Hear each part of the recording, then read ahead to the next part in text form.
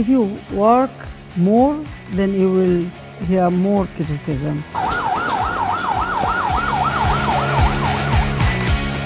আমাদের সম্পদ দিয়ে তারা তাদের দেশ গড়েছে, অথচ আমরা সেই গরিবই রয়ে গেছি।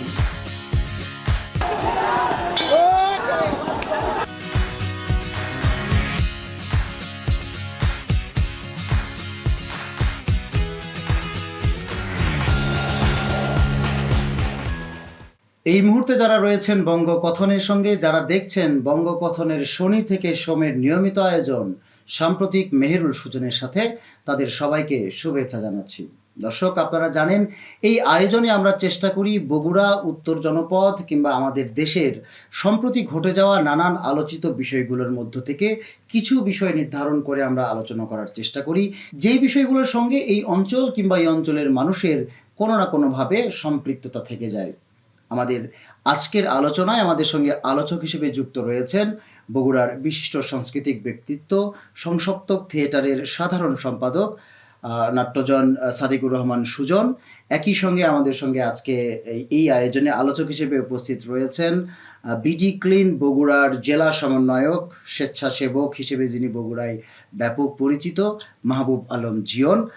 আমি মাহবুব আলম জিয়ন এবং সাদিকুর রহমান সুজন দুজনকেই স্বাগত জানাচ্ছি বঙ্গকথনের এই স্টুডিওতে, এবং আমরা কৃতজ্ঞ আপনাদের প্রতি, আপনারা আপনাদের ব্যস্ত সময়ের মধ্যে আমাদের জন্য সময় দিয়েছেন।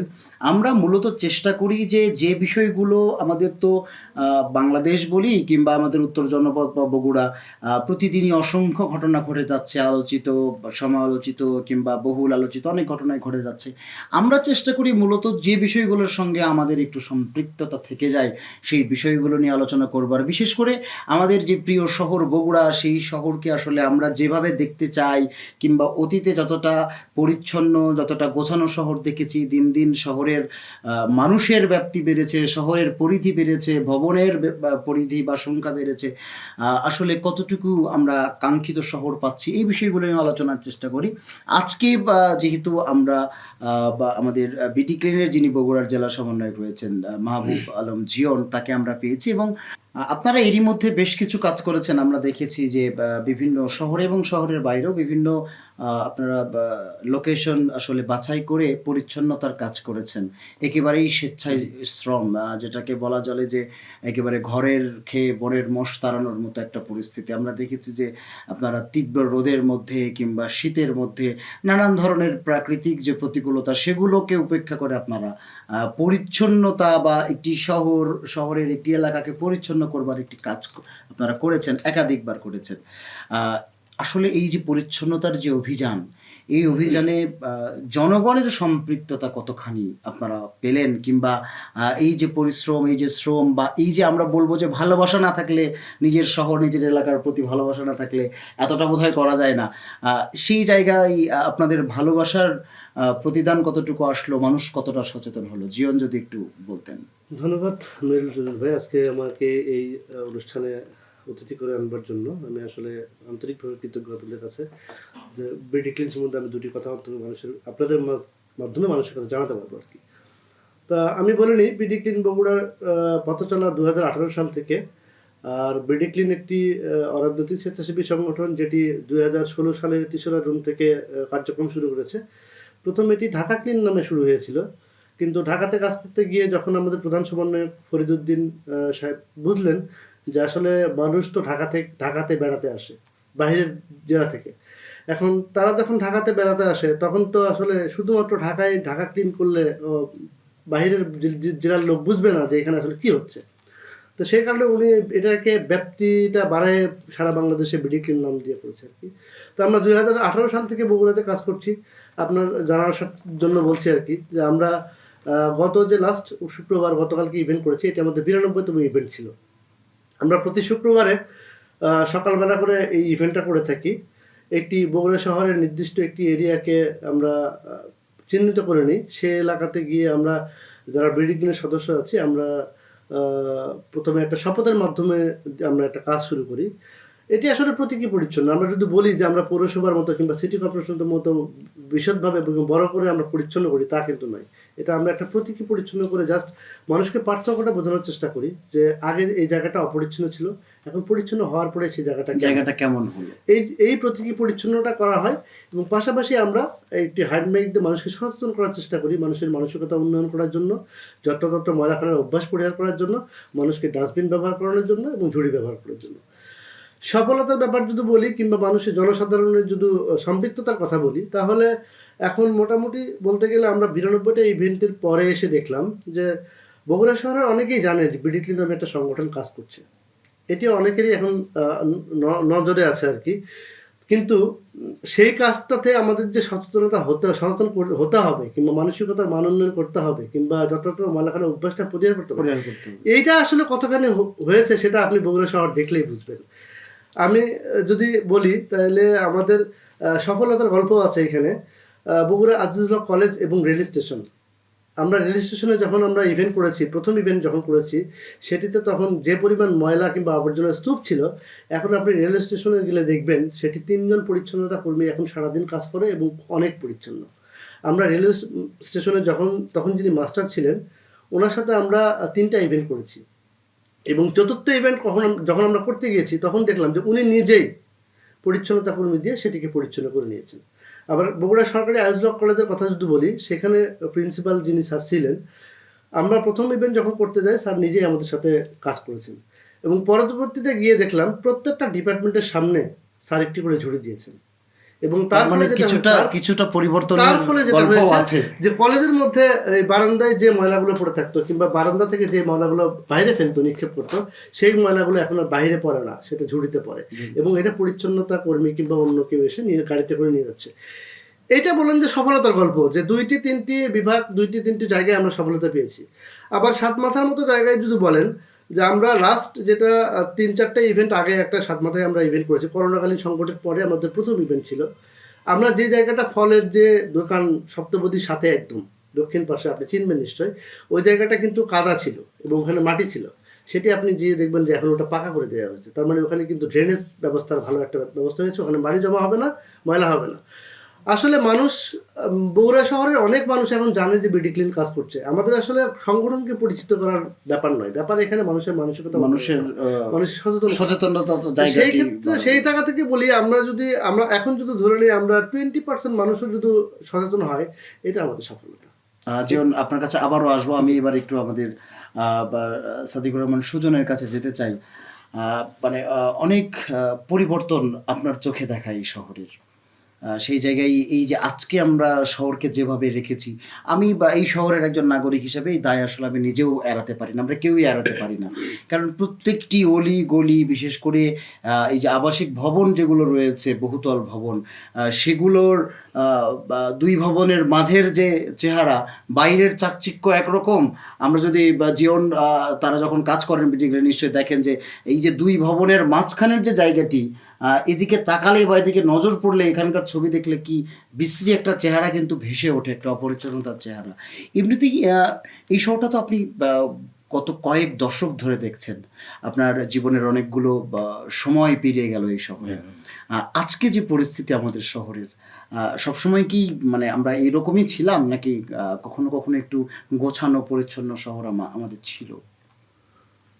ধন্যবাদ মেহেরুল সুজন এবং বঙ্গকথনকে আমাকে আজকের এই অনুষ্ঠানের অতিথি হিসেবে আমন্ত্রণ জানানোর জন্য আমি কৃতজ্ঞতা প্রকাশ করছি। বিষয়টি যেটি নির্ধারণ হয়েছে সেটি অত্যন্ত গুরুত্বপূর্ণ, যে পরিচ্ছন্নতা আমাদের এই জেলা নয়, সারা বাংলাদেশ আমরা একটা পরিষ্কার পরিচ্ছন্ন সুস্বাস্থ্য যাতে রক্ষা পাই, সেই কারণে আমরা নিশ্চয়ই আমরা পবিত্র থাকতে চাই। পরিচ্ছন্নতা একটা ইমানের অঙ্গ। সেই হিসেবে আমরা মনে করি, আমি খুব ছোটোবেলায় যখন আমরা এই বগুড়া শহর দেখেছি, অনেক মধ্যরাতে পৌরসভার পরিচ্ছন্ন কর্মীরা রাস্তা ঝাড়ু দিত। তখন সার্ভিস ল্যাট্রিন ছিল, সার্ভিস ল্যাট্রিনের যে ময়লাটা তারা ওই রেলগাড়ির মতো ইয়েতে করে নিয়ে যে ভাগাড়ে ফেলতো। তখনও কিন্তু আমাদের এই বগুড়া শহরটা অনেক পরিচ্ছন্ন ছিল এবং নির্মল বাতাস নেওয়া যেত, আমরা বুক ভরে নিঃশ্বাস নিতে পারতাম। এখন বগুড়াতে লোক সংখ্যা বেড়েছে যেমন, তেমনি রাস্তাঘাট হয়েছে, হাই রাইজ বিল্ডিং হয়েছে অনেক, যেটা আপনি বললেন যে অনেক হাই রাইজ বিল্ডিং হয়েছে, কোটি কোটি টাকা দিয়ে ফ্ল্যাট কিনতেছে, কিন্তু ওনারা ফ্ল্যাটে বসবাস করার যোগ্য কিনা আমার খুব সন্দেহ জাগে।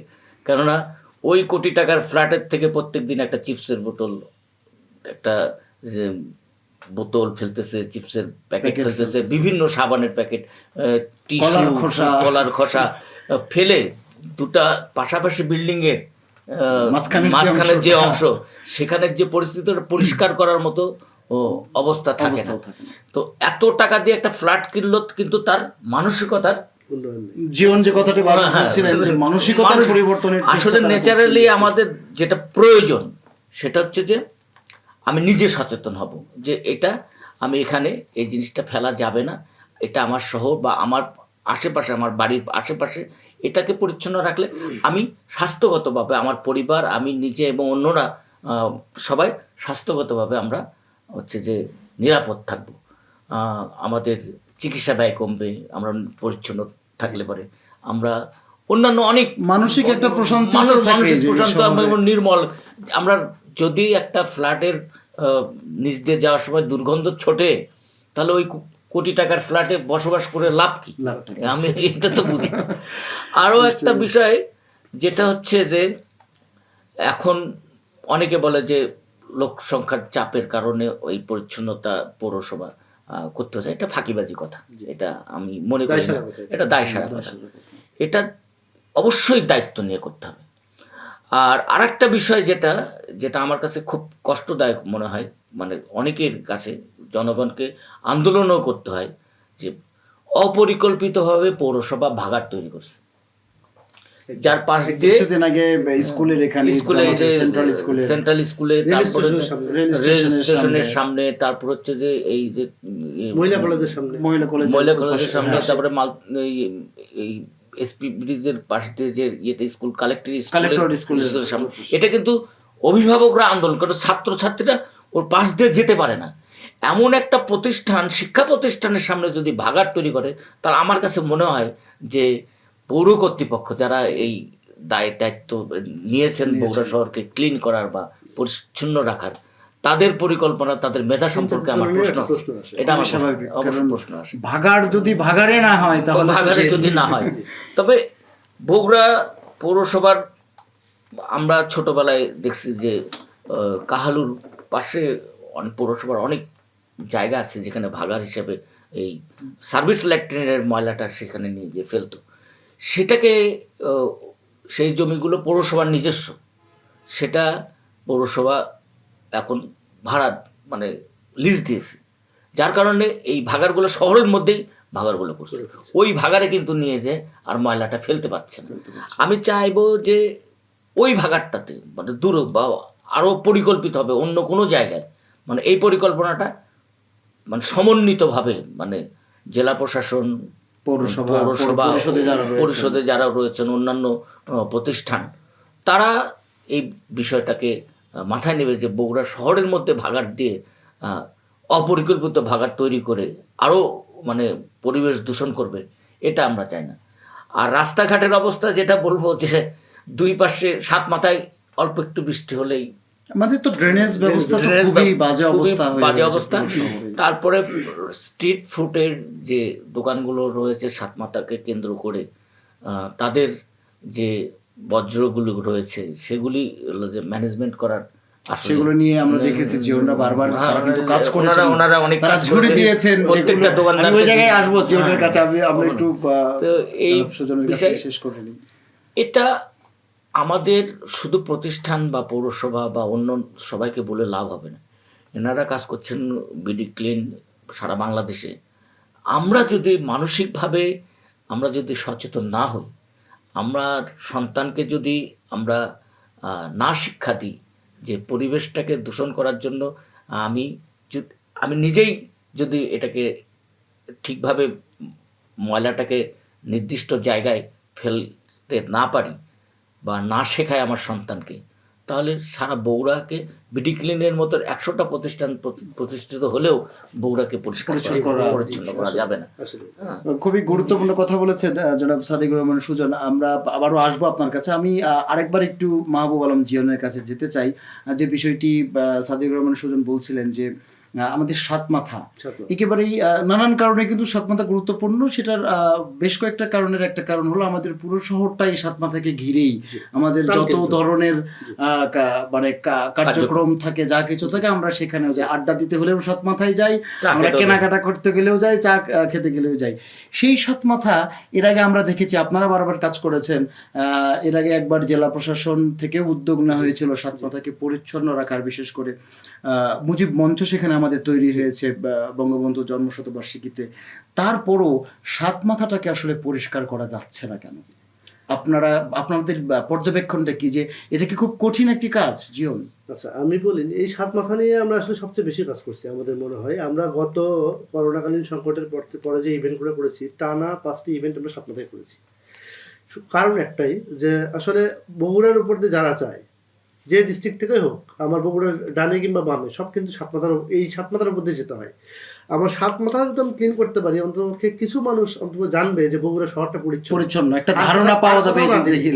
কিন্তু এই সাত মাথাটাকে আমরা পরিচ্ছন্ন না করতে পারার পিছনে অনেকগুলো কারণ আছে। তার মধ্যে আমি একটা কারণ বলতে পারি, যে সন্ধ্যার পরে যে দোকানগুলো বসতো, এই দোকানগুলো আসলে যদি আমরা ঝুড়ি দিয়েছি, তারা ঝুড়ি ভরে ফেলেছে, কিন্তু সকালবেলা আসলে সেই ময়লাটা আবার কোথাও না কোথাও দেখা গেছে সাত মাথার আশেপাশে।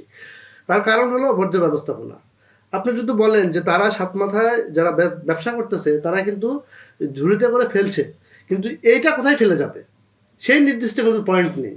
যে তারা একটা জায়গায় জমা করবে, সেখান থেকে পৌরসভা সংগ্রহ করে নিয়ে গিয়ে সেই জায়গাটা ফেলবে। আরেকটা কথা হলো, সাত মাথায় সবচেয়ে বেশি লোক সমাগমই তো সাত মাথায়। এখন আমি সচেতন না হলে, আমি হয়তো বারবার বলে যাচ্ছি যে সচেতন হওয়ার জন্য, কিন্তু আমি যারা বগুড়ায়, আমরা যারা আছি, আমি যদি সচেতন না হয়, তাহলে আমার পাশের জন সচেতন হবে কি করে? এটি একটা ব্যাপার থাকে। আর আমি পৌরসভার সঙ্গে অনেকবার কথা বলেছিলাম, সাত মাথার 3-4টা কেন্দ্র করে বড় বড় ড্রাম দিয়ে সেটাকে আবর্জনা কিংবা যেটা ডাস্টবিন বলি আমরা, ডাস্টবিন করার জন্য পৌরসভা থেকে এটা বারবারই বলা হয়, ডাস্টবিন নাকি চুরি হয়ে যায়, ডাস্টবিন থাকে না, ওখানে হিরোইন খোরের আড্ডা বেশি, ইয়াবা খোরের আড্ডা বেশি, মাদক সেবীদের আড্ডা বেশি। সেই কারণে হলো ওইখান থেকে আর কি ওই ডাস্টবিনগুলো চুরি হয়ে যায়। সেই কারণে তারা কিন্তু আমাদেরকে ডাইরেক্ট ডিনাই করে দিচ্ছে যে না, এখানে কোনো ডাস্টবিন স্থাপন করা যাবে না। কিন্তু আসলেও কি ডাস্টবিন স্থাপন করা যাবে না? তাহলে সাত মাথায় যারা আড্ডা দিতে আসে, তারা আসলে ময়লাটা ফেলবে কোথায়?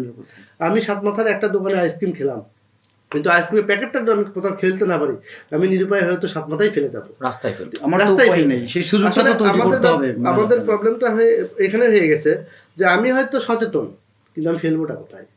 আমি ডাস্টবিন পাচ্ছি না। তার মানে সচেতন হয়েও কিন্তু নিরুপায় হয়ে রাস্তায় পাই, এটা হলো মূল কথা আর কি। যেমন আমরা আবারও আলোচনায় ফিরবো, নিশ্চয়ই আরো অনেকগুলো বিষয় নিয়ে কথা বলবো। পরিচ্ছন্নতার আমাদের সাংস্কৃতিক ব্যক্তিত্ব সাদিকুর রহমান সুজন রয়েছেন, তিনিও তার অভিজ্ঞতা থেকে পরামর্শ দেবেন নিশ্চয়ই। আমরা ছোট্ট একটা বিরতির পর আবারও ফিরবো। দর্শক, আপনারা দেখছেন সাম্প্রতিক মেহেরুল সুজনের সাথে। ছোট্ট একটি বিরতির পর ফিরে আসছি কিছু সময়ের মধ্যেই।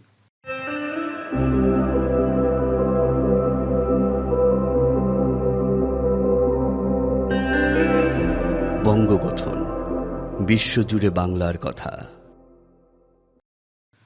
দর্শক, বিরতির পর আরও একবার স্বাগত জানাচ্ছি সাম্প্রতিক মেহেরুল সুজনের সাথে এই আয়োজনে। আপনারা নিশ্চয়ই জানেন, আমাদের আজকের আয়োজনে আলোচক হিসেবে যুক্ত রয়েছেন সাংস্কৃতিক ব্যক্তিত্ব, সংসপ্তক থিয়েটারের সাধারণ সম্পাদক জনাব সাদিকুর রহমান সুজন। একই সঙ্গে আজকে আমরা কথা বলছি বিডি ক্লিন বগুড়ার জেলা সমন্বয়ক মাহবুব আলম জিয়নের সাথে। আবারও তাদের সঙ্গে আলোচনায় ফিরছি। এবার একটু শুরুতেই জনাব সাদিকুর রহমান সুজনের কাছে যেতে চাই। এই যে শহরের পরিচ্ছন্নতার যে পরিস্থিতি, ডাস্টবিনও আসলে জিয়ন বলছিলেন যেরকম ডাস্টবিন নিয়েও অনেক ধরনের সংকট রয়েছে।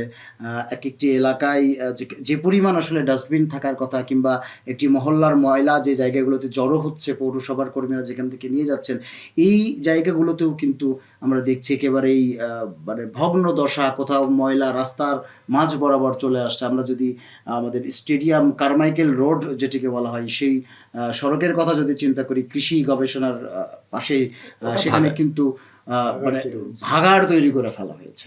তা এই যে পরিস্থিতিগুলো হচ্ছে, আমরা কি মানে একেবারেই পরিত্রাণের উপায় নেই? আসলে কি করা যেতে পারে? একেবারে জনগণের সচেতনতার জায়গাটি তো রয়েছে, এটি তো একেবারেই মানে প্রত্যেকটি মানুষেরই প্রয়োজন, কিন্তু এর বাইরেও একটু পরিকল্পনা নেওয়ার মতো কিছু আছে কিনা আমাদের যে সীমাবদ্ধ যে সুযোগ রয়েছে তার মধ্যেও?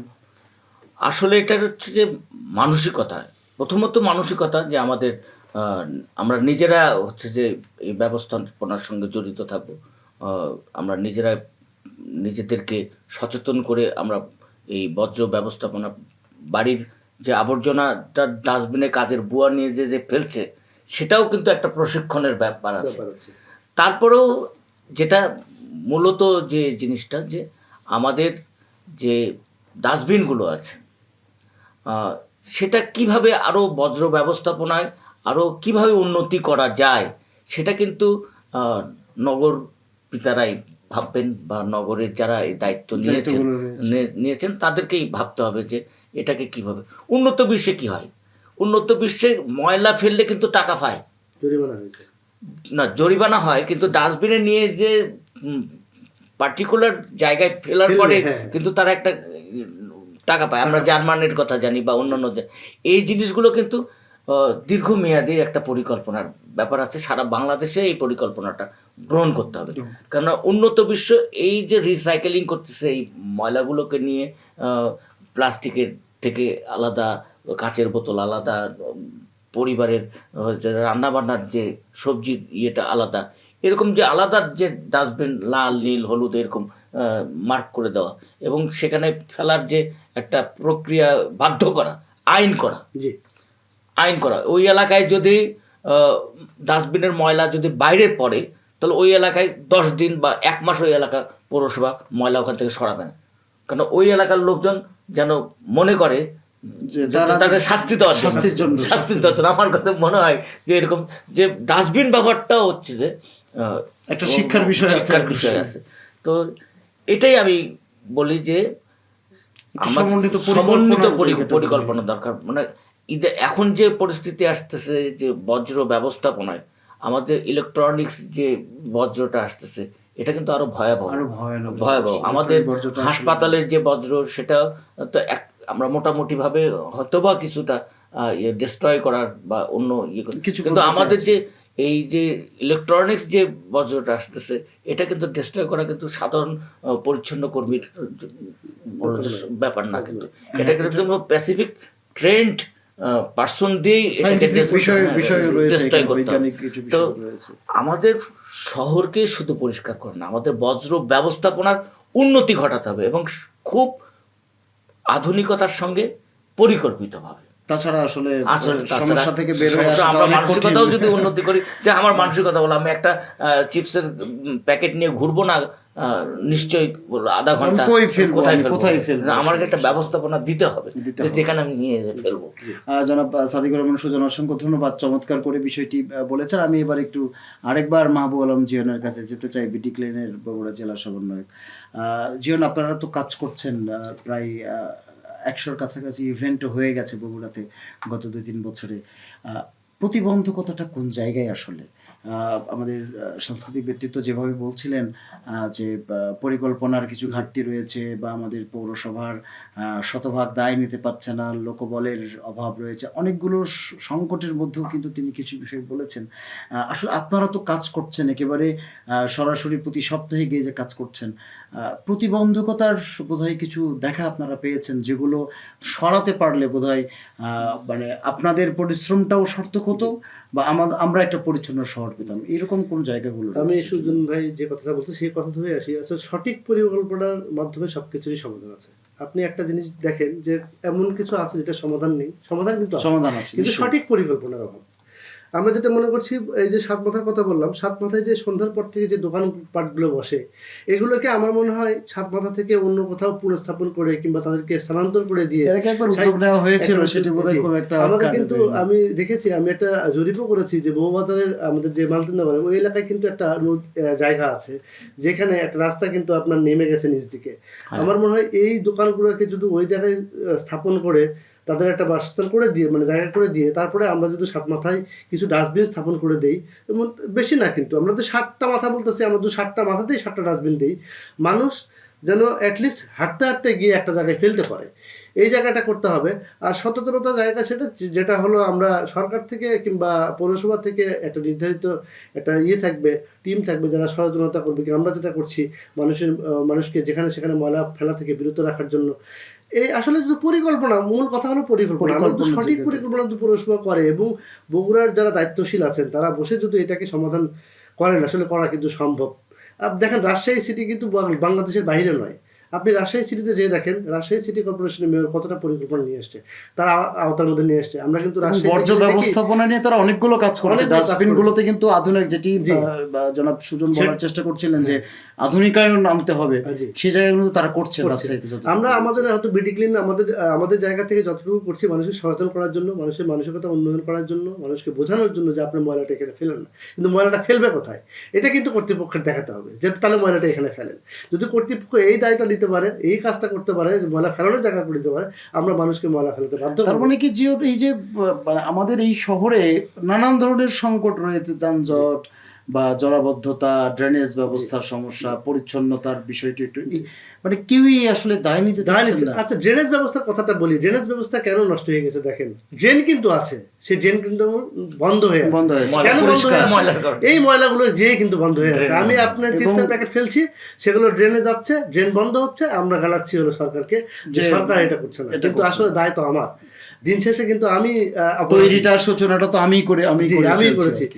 আমরা সবচেয়ে বড় আমরা একটা স্লোগান বলি যে বাড়ি আমার, গাড়ি আমার, রাখছি পরিষ্কার, নোংরা করছি দেশের মাটি, দেশটা তবে কার।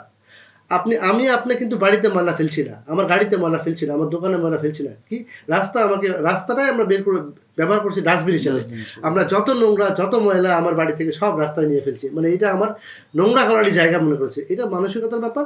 আর আমি বলবো যে প্রত্যেকটা বাড়িতে, প্রত্যেকটা শিশুকে, প্রত্যেকটা স্কুলে, প্রত্যেকটা বাচ্চাকে, প্রত্যেকটা কলেজে, প্রত্যেকটা ছাত্রকে এই জ্ঞানে অন্তপক্ষে এই পাঠ্য বইয়ে কিংবা এই জ্ঞানের আলোকিত করা উচিত যে রাস্তায় ময়লা ফেলতে হয় না। আমরা ডাস্টবিন ব্যবহার করব, আমরা ঝুড়ি ব্যবহার করব, আমরা যেখানে সেখানে ময়লা আবর্জনা ফেলবো না, আমরা ময়লা নির্দিষ্ট স্থান ফেলবো। এগুলো ছোটবেলা থেকে আমরা বাচ্চাদেরকে কিন্তু করাইতে পারি। মিডিয়ারও কিন্তু একটা দায়িত্ব আছে। নিশ্চয়ই একটা বিজ্ঞাপন দেখছি যে স্কুলে এরকম ঢেল মারতেছে আইসক্রিম এরিয়ে, ওটা দেখে দেখে ওরা সবাই শিখে গেল যে একটা এই যে শিক্ষা প্রতিষ্ঠানেরও কিন্তু ভূমিকার জায়গা, যেটা জীবন বলছিলেন, এবং হলো যে মিডিয়ারও কিন্তু একটা দায়িত্ব আছে। বিজ্ঞাপনে কিন্তু সেই জায়গাটা কিন্তু ধারাবাহিকতা ধরে রাখছে। এরকম পরিষ্কার আরো সচেতন করতে হবে, আধুনিকভাবে করতে হবে সেটা। আর একদিকে পরিকল্পনার জায়গাটিও থাকতে হবে, আমাদের সচেতন তো প্রথমত নিজেকেই হতে হবে। যেটি জীবন বলছিলেন যে দেশটা আসলে কার, দেশটা তো আমাদেরই। আমরা আমাদের বাড়ি, ঘর, অফিস সব পরিষ্কার রাখছি, ময়লাগুলো ফেলছি আরেক জায়গায়, যে জায়গায় দিয়ে আমি কিংবা আরো 10 জন মানুষ, আমাদের নাগরিকরা চলাফেরা করেন বা তাদের বিভিন্ন জায়গায় তারা যাতায়াত করেন। অসংখ্য ধন্যবাদ জনাব সাদিকুর রহমান সুজন এবং মাহবুব আলম জিয়ন। আমরা আসলে পরিচ্ছন্ন শহরের স্বপ্ন দীর্ঘদিন ধরেই দেখি, সেই স্বপ্নের সারথি হয়ে আপনারা কাজ করছেন। বিডি ক্লিনের সবাইকে অসংখ্য ধন্যবাদ যে তারা এরকম একটি উদ্যোগ নিয়েছেন। তার পাশাপাশি আমরা চাইবো আমাদের পৌর প্রশাসন, পৌর পরিষদ যারা রয়েছেন, পৌর পরিষদে এর আগে মেয়র মহোদয় এসেছিলেন, প্যানেল মেয়র এসেছিলেন, তারাও কিন্তু বলেছেন বিশেষ করে পরিচ্ছন্নতা জায়গাটি নিয়ে তারাও চেষ্টা করছেেন। আমরা মনে করি যে যেটি আমাদের সাদিকুর রহমান সুজন বলছিলেন যে একটি সম্মিলিত যে প্রচেষ্টা, সম্মিলিত এবং একটি মানে যুগোপযোগী পরিকল্পনার মধ্য দিয়ে যদি আমরা কোনো কাজ করতে পারি তাহলে বোধহয় পরিচ্ছন্নতার একটা সঠিক সমাধান পাওয়া যাবে। সেই সমাধানের প্রত্যাশায় আজকের মতো আপনাদেরকে ধন্যবাদ জানাচ্ছি আপনাদের ব্যস্ত সময়ের মধ্যে আমাদের সঙ্গে যুক্ত হওয়ার জন্য। এবং দর্শক এতক্ষণ যারা শুনছিলেন, দেখছিলেন আমাদেরকে, তাদেরকে অসংখ্য ধন্যবাদ জানাচ্ছি। আগামী পর্বে নিশ্চয়ই অন্য কোনো আলোচ্য বিষয় নিয়ে, অন্য কোনো গুরুত্বপূর্ণ কিংবা আলোচিত ঘটনা নিয়ে আবারও আপনাদের সামনে হাজির হব। সে পর্যন্ত সবাই ভালো থাকবেন, সুস্থ থাকবেন।